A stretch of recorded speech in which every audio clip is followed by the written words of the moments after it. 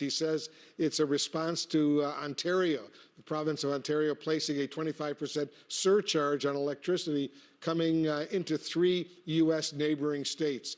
And joining us now, the Ontario Premier, Doug Ford. Premier Ford, thanks so much for joining us. First of all, what's your reaction when you heard this latest news? Well, first of all, thanks for having me on, Wolf. And it's disappointing, and I'll tell you the reason it's disappointing, because Americans are going to pay more. They only have the capacity, the U.S. only has the capacity of producing 16% of the aluminum they need. Pretty well almost the balance comes over 60% comes from Quebec. So costs are going to go up along with aluminum and steel. Let's focus on the real problem, and that's China. You know, bringing transshipments in and costing American and Canadian jobs.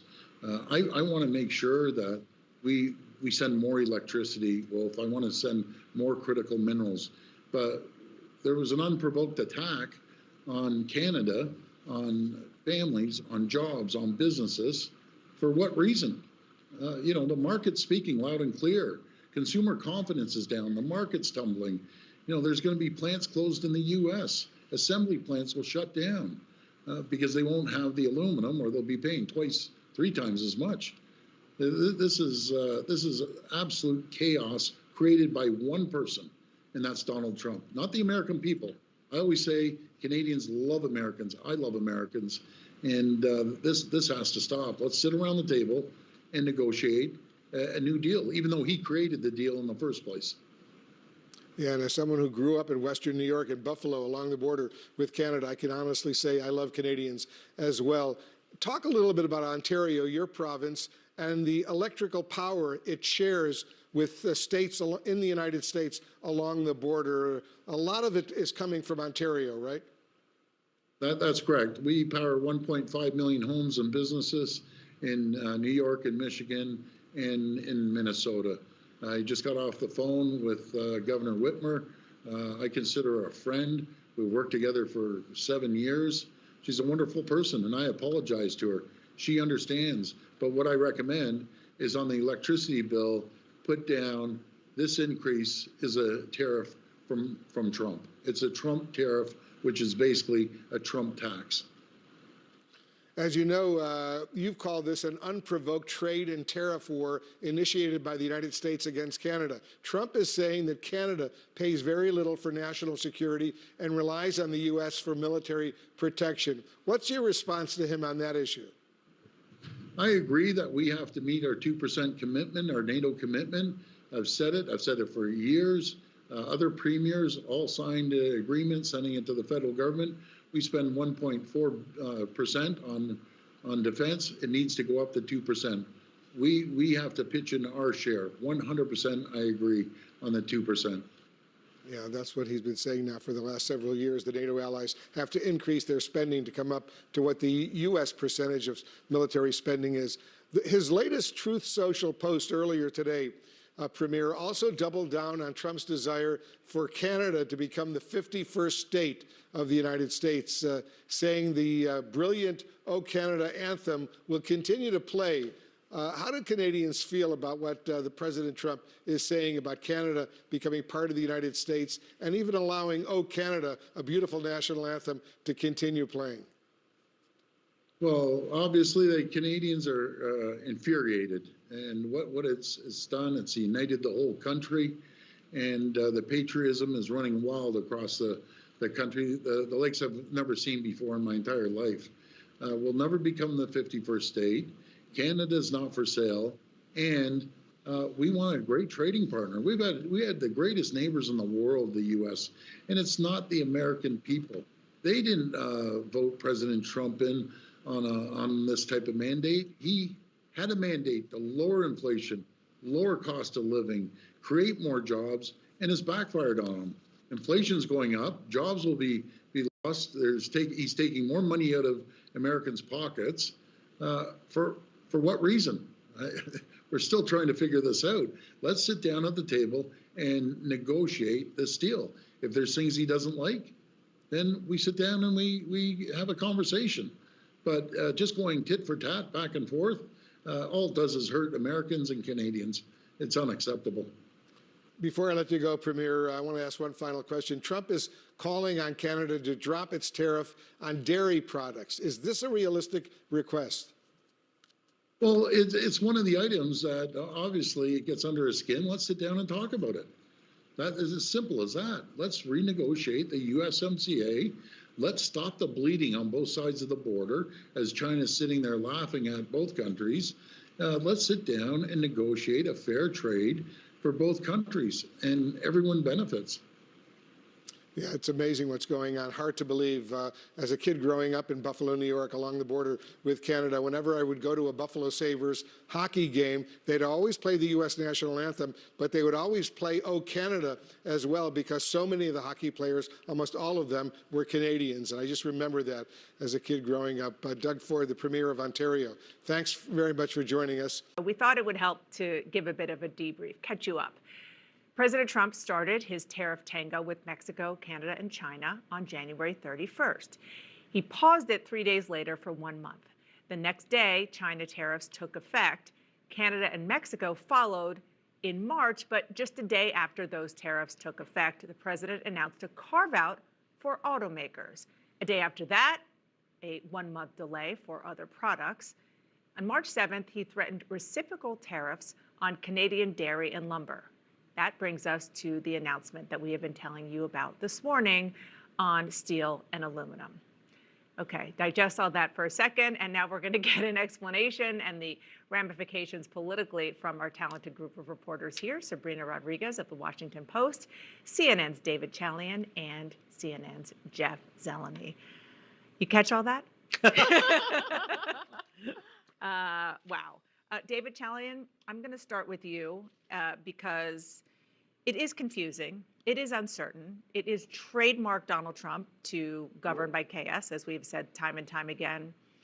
But it is also trademark Donald Trump to care about the markets. Well, I think that's why you saw some of that whiplash. Yeah. Some of that was in response to the markets, Yep. right? Not just to inject chaos for chaos's sake. I know he told reporters last week he doesn't watch the markets. I just, And there's a bridge he can buy. Exactly. There's absolutely no truth to that. And, he's going later to talk to the Business Roundtable. And, he is clearly getting a lot of input, not just from Republicans on Capitol Hill, but from a lot of the high dollar donor business people, the business community. These folks have inputs into Donald Trump. And I've talked to some Wall Street folks, both supporters of the president and not supporters of the president, all of whom work for these big banks and financial institutions, who say that there's a mood shift right now, and there's real concern in the marketplace. I mean, we see it obviously in what the Dow is doing, but there's a real concern that there is not a long-term plan here.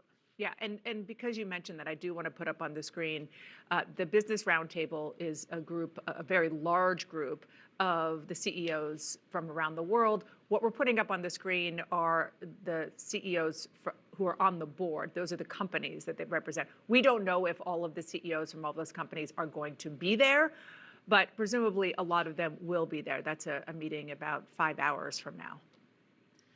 The reality is that Trump, it's unclear what exactly Trump can say to make them feel better, because we've seen Trump in interview after interview in recent days say, brace for a little bit of turbulence. He said a little turbulence in his address to Congress last week. He said in an interview with Fox News that this is a period of transition. So companies just want to know right now, what can they plan for? And the problem with his haphazard approach to tariffs at the moment is, okay, you give an exemption for 1 month. Businesses can't make decisions off of 1 month from now. They want to know if, okay, but is it going to come off in 6 months? Are you going to keep it in place? What is the long-term plan?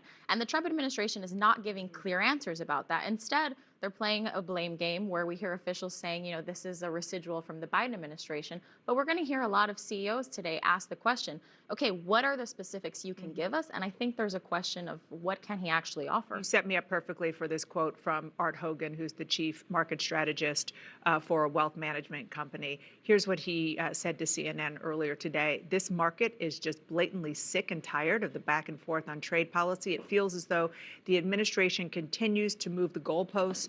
With that much uncertainty, it's impossible for investors to have any confidence, Jeff. Look, and that sums it up right there. And the reality here is we've also seen something different over the last couple of days. The president has not spoken. Now, in other presidents, it's not unusual to go a day without speaking Such a good point. in front of the cameras, but in this president it is. We watched all day long yesterday. The advisors were saying, oh, he's likely to speak at various events, did not speak at all. So far today, the only time he's scheduled to speak is after the markets close.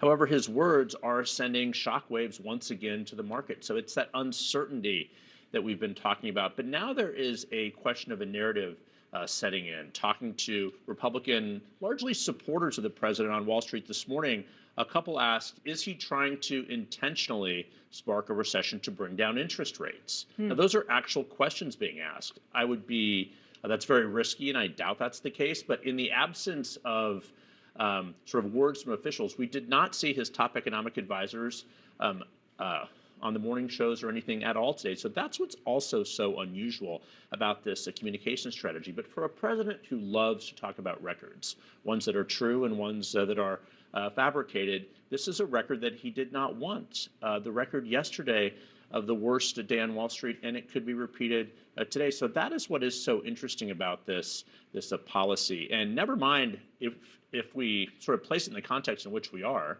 the spending bill is happening on the Hill, the government is being sort of shrunk. It's all of this. It's contributing to this sort of sense of unease that I was thinking back to the night before he was inaugurated. He was at a rally at Capital One Arena, and he talked about, he said, we're going to call it the Trump effect. The stock market has surged since I've been elected. Let's call it the Trump effect. And now it did. It is the Trump effect. It did. It did. It's just And that it's been all wiped out. it's in got the been, last and 2 then weeks, some. 3 weeks. Exactly. Yeah, I would just note one other thing about the absence of Trump yesterday, which I think makes it even more fascinating. He chose not to speak on a day where obviously everyone was waiting to hear from him, but also on a day where the one administration voice that was speaking was Elon Musk on Fox News. And Donald Trump's aware of that too. So he also knew that by choosing not to speak, he understood what voice would be out there. And I thought that that was an interesting decision. All right, let's get the reaction from Canada to President Trump's latest tariff threat. Let's bring in our Paula Newton from Ottawa. So Paula, I mean, Canada is in a state of political transition. It was just on Sunday, like literally 2 days ago, that Mark Carney was elected. I mean, I don't even believe he's actually technically, correct me if I'm wrong, been sworn in yet, but he's getting his major first test. He initially thought he'd have until April 2nd to negotiate with the Trump administration. But these tariffs, according to President Trump, are coming into effect as soon as tomorrow. He has said, in trade as in hockey, Canada is going to win. Walk us through what his strategy is going to be here, Paula. Well, at this point, he hasn't even been given a chance to really develop that strategy. Zane, you are 100% correct. Mark Carney is, in fact, the prime minister designate.